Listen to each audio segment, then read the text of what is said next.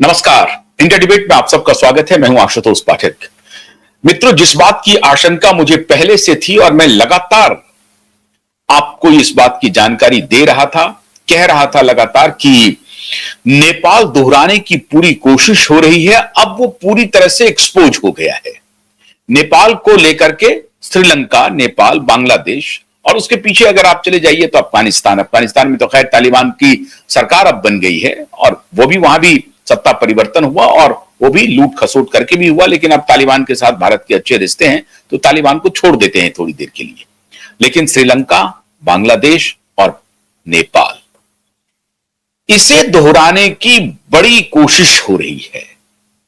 बड़ा लंबा और बड़ा ख्वाब है जो 2014 से ही बुना जा रहा है, देखा जा रहा है ये सपना, और अब तो वो जुबान पर आ गई है, जिसके तरफ हमने आपको लगातार ये कहने की कोशिश की कि एक लॉबी है जो अपनी खामियों को, अपनी गलतियों को देखने के बजाय, उसे दुरुस्त करने के बजाय सारा ठीकरा किसी और के माथे फोड़ना चाहता है, क्योंकि वो पूरी तरह से अनैतिक, असत्य और अंतर्राष्ट्रीय एंटी नेशनल लोगों के साथ गठबंधन में है। कैसे है वो आज मैं आपको बताता हूं। परकला प्रभाकर, उनके ही तरफ से यह अब बयान आया है। हालांकि बहुत अभी सरकार के खिलाफ वो लगातार आग उगलते रहे हैं। माननीय परकला प्रभाकर के बारे में आपको शायद जानकारी हो, अगर नहीं है, एक गैंग तो पूरी तरह से जानता है परकला प्रभाकर कौन है। पूरी तरह से पूरा गैंग है, एक पूरा ऊपर से नीचे से लेकर नीचे तक का एक बड़ा गैंग है जो माननीय परकला प्रभाकर को जानता है। आप में से बहुत सारे लोग हो सकता है परकला प्रभाकर जी को नहीं जानते हो। सीतारमन जी के, निर्मला सीतारमन जी के पति हैं। अब वो एक्स हैं या वर्तमान है कहना मुश्किल है, उनके साथ लेकिन रिश्ता नहीं है। परकला प्रभाकर जी का अब निर्मला सीतारमन के साथ कोई रिश्ता नहीं है, लेकिन ये उनके पति रहे हैं। कौन? परकला प्रभाकर जी। क्या है नहीं है बस इतना ही जान लीजिए। परकला प्रभाकर जी वैसे कहते हैं कि बड़े इकोनॉमिस्ट हैं, बड़े सोशियोलॉजिस्ट हैं, पॉलिटिकल साइंटिस्ट हैं, पॉलिटोलॉजिस्ट हैं, ये सारी बातें चलती रहती हैं पर माननीय परकला प्रभाकर जी की तरफ से कि वो बड़े विद्वान हैं, लेकिन वो सोशल एक्टिविस्ट तो बहुत बड़े हैं और अपनी प्रतिक्रिया मोदी सरकार के खिलाफ आग उगल करके देते रहते हैं। अब नया आग इनके तरफ से आया है और मैंने आपको बताया था एक दिन पहले कि एक जो मोहतरमा अभी विदेश गई थी, जिनको की एक विश्वविद्यालय ने फेलोशिप दिया और लगभग 10 से 15 करोड़ रुपया उन्होंने अपना कमा लिया है और उन्हें जॉन एस नाइट फेलोशिप मिला है। इस बात के लिए बस मोदी के खिलाफ आग उगलते रहो। एक पूरा लॉबी है जो देश और विदेश में मिलकर के बहुत ही कोऑर्डिनेटेड तरीके से मोदी के खिलाफ एक विशियस कैंपेन लगातार चला रहा है और इसके बदले में उनको मोटी रकम मिल रही है। अब माननीय परकला प्रभाकर जी ने कहा है कि चुनाव आयोग का बायकॉट कर दो। सभी राजनीतिक पार्टियां जो विपक्ष में हैं वो चुनाव आयोग का बायकॉट कर दे और hit the street, boycott the election commission and hit the street.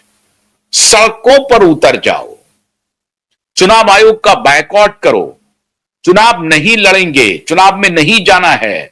अब तक जो एमएलए एमपी हैं अपोजिशन के, सबको बोलो कि इस्तीफा दे दे और सभी लोग सड़क पर उतर जाओ। मोदी के खिलाफ मोर्चा खोल दो, मोर्चा बंदी शुरू कर दो।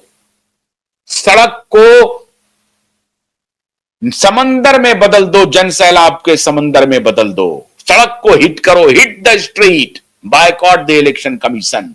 परकला प्रभाकर जी बोल रहे हैं। ये परकला प्रभाकर नहीं बोल रहे हैं, परकला प्रभाकर को बुलवाया जा रहा है कि परकला प्रभाकर बोले और यहीं से फिर ये आनंद, ये जो पूरा नैरेटिव है वो चलना शुरू हो जाए। बहुत दिन से इनकी इच्छा है। ये जब किसानों की जो आंदोलन हुआ था उसमें भी ये लोग घुस आए थे। कुछ किसान के आंदोलन सही थे, लेकिन उसमें जो एलिमेंट थे वो घुस आए थे और उन्होंने पूरे किसान मूवमेंट को हाईजैक किया और लंबे समय तक चलाया, जो दुनिया का सबसे बड़ा डिमॉन्स्ट्रेशन रहा, 383 दिनों तक चला।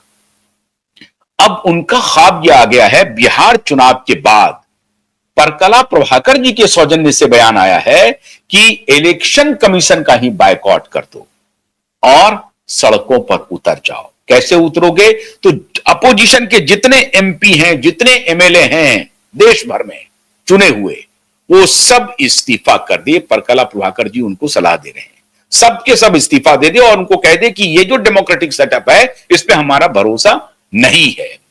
बेशर्म परकला प्रभाकर को जरा भी शर्म नहीं आ रही है। और जो इंटरव्यू लेने वाले हैं उनके बारे में मैं क्या कहूं, मुझे बहुत दुख हो रहा है, मुझे बहुत अफसोस हो रहा है कि वो कभी हमारे साथ काम कर रहे थे, हमारे ऑर्गेनाइजेशन में हमारे साथ मिलकर के काम कर रहे थे। मुझे बड़ा अफसोस है। वो इंटरव्यू ले रहे हैं, बहुत अच्छी बात है, लीजिए, आपको लेने का पूरा अधिकार है। लेकिन बेशर्म परकला प्रभाकर किस प्रकार की विवेचना कर रहे हैं वो मैं आपको अभी बताता हूं, और कैसे वो बेशर्म हैं ये मैं अभी आपको समझाता हूं। लेकिन इस तक जाने के पहले थोड़ा एक और ब्रेकिंग दे देता हूं आपको।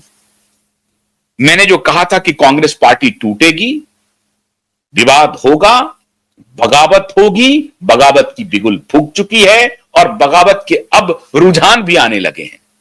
कम से कम 10 से 15 MP, member of parliament, Modi के संपर्क में है। इलेक्टेड एमपी की मैं बात कर रहा हूं, मोदी के संपर्क में है। अब वो आएंगे कि नहीं आएंगे इसके लिए थोड़ा सा इंतजार कीजिए, लेकिन संपर्क में है, खबरें आ रही हैं।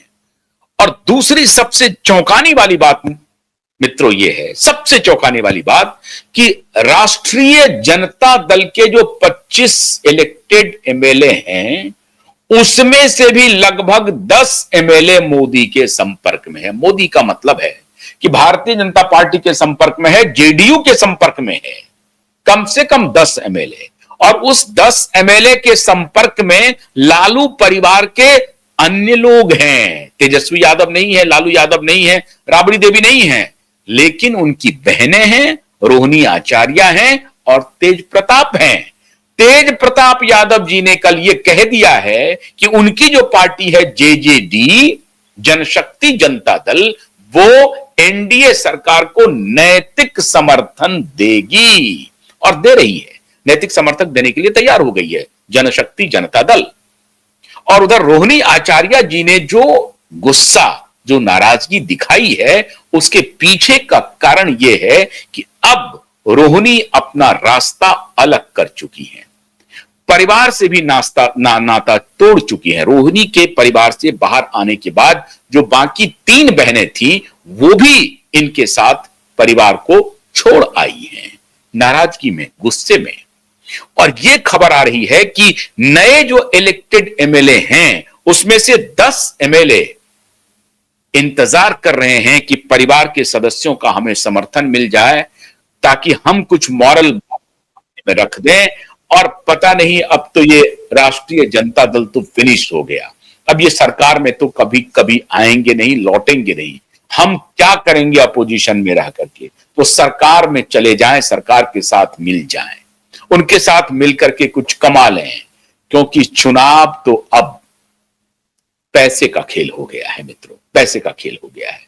तो ये 10 एमएलए हैं, अब ये हो सकता है 15 भी हो जाए, कुछ नहीं कह सकते। अगर लालू परिवार की यही स्थिति रही तो यह संख्या बढ़ भी सकती है, घट भी सकती है। लेकिन चर्चा यह है कि 10 एमएलए के साथ रोहिणी आचार्य, तेज प्रताप यादव और जो बाकी बहनें हैं वो संपर्क में हैं और उन सबके साथ मिलकर के ये एनडीए को समर्थन देने का मन बना रहे हैं। और इधर कांग्रेस पार्टी के, अब आप याद कीजिए कि प्रधानमंत्री ने 14 नवंबर की संध्या को बीजेपी हेडक्वार्टर से जो कहा कांग्रेस और टूटेगी, ये यूं ही नहीं कहा था।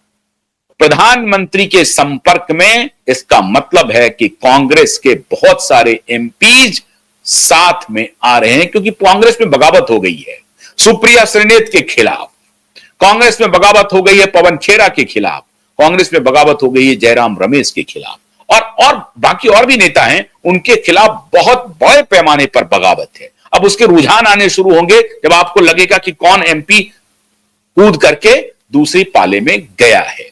ये तो है कांग्रेस आरजेडी के बीच टूट की खबरें जो मैंने अभी आपको दी। लेकिन अब आते हैं परकला प्रभाकर के बेशर्मी पर। अब सुनिए जरा साहब, 2024 में जून में नई सरकार बनी है, मई और जून में चुनाव हुए हैं, अभी सिर्फ 1 साल हुआ है उसको, सब 1.5 साल अभी होने जा रहा है, दिसंबर में जाकर के वो 1.5 साल होगा, 18 महीने अभी नहीं हुए हैं। 18 महीने पहले भारतीय जनता पार्टी 303 से घट करके 240 आ जाती है।